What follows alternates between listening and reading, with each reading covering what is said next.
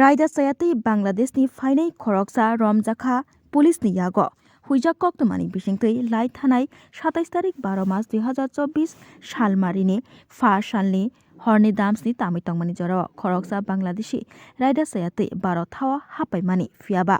Agartala railway station no Romjakha pulisni yago Romjaknaini mung Mohammad Pollop Maji tei bini umorongkha bisi tham chichuku teibo Madaripur Bangladeshni huijak koktomani bisingtui teibo koktoma ongkhori faika bo Raida sayati Bangladeshni 12 thawa habai Kolkata anggai Mumbai thanani bagai lamrina naimani fiaba ajarawa Agartala railway station no police bai Romjakha o Bangladeshi tei bini bumugui Agartala JRP thanao kaisa mamla khlaijakha tei bono kok tisalo dorbar nogobo tisajaknai hinui saikna rakha Agartala JRP thanani police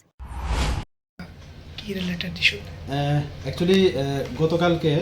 আমাদের মানে কাছে গোপন খবর ছিল যে কিছু বাংলাদেশি লোক মানে আমাদের রেল স্টেশন ইউজ করে মতলব যে দূরপাল্লার ট্রেনগুলো আছে এগুলি দিয়ে মানে বাইরে যাওয়ার তারা প্ল্যান করছিল। তো আমরা সেই সুবাদে আমরা সকাল থেকেই আমরা বিএসএফ আগরতলা জিআরপি থানা আরপিএফ এবং আমাদের যে আরও সিস্টার এজেন্সি আছে আমরা সবাই মিলে আমরা যে আগরতলা রেল স্টেশনের যে এক্সিট এবং এন্ট্রি পয়েন্টগুলো আছে সবগুলিতে আমরা মানে এক প্রকার নাকা পয়েন্টের মতো আমরা বসে যাই। তো আমরা গতকালকে সকালবেলাও প্রায় 6টার দিকেও আমরা 4 জন বাংলাদেশি এবং 2 জন যে বাংলাদেশি টাউট আমরা অ্যারেস্ট করেছি এবং রাত্রেবেলাও আমরা একজনকে অ্যারেস্ট করেছি এবং দুই দল কেস হয়েছে আমাদের আগরতলা জিআরপি থানাতে এবং যাদেরকে সকালবেলা অ্যারেস্ট করেছে তো কালকে আমরা ওনাদেরকে মহামান্য আদালতে প্রেরণ করেছি এবং এর মধ্যে আমরা একজনকে রিমান্ডও পেয়েছি এবং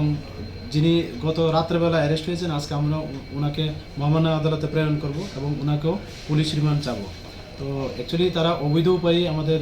ভারত বাংলাদেশের যে বর্ডার আছে ওগুলি ক্রস করে এখানে এসছে।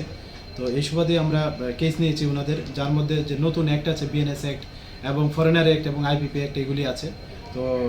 আর যারাই তাদেরকে সাহায্য করছে বা বিভিন্নভাবে হেল্প করছে টাকার বিনিময়ে আমরা অবশ্যই তাদের চিহ্নিত করে আইনের আওতায় আনবো। গতকালকে যে ধরা পড়েছে রাতে ওনার নামটা কি এবং কোথায় বাড়ি ওনার নামটা হলো মোহাম্মদ ইব্রাহিম সর্দার, ওনার বয়স 39 আর বাবার নাম মোহাম্মদ রাসুল সর্দার। উনি অ্যাকচুয়ালি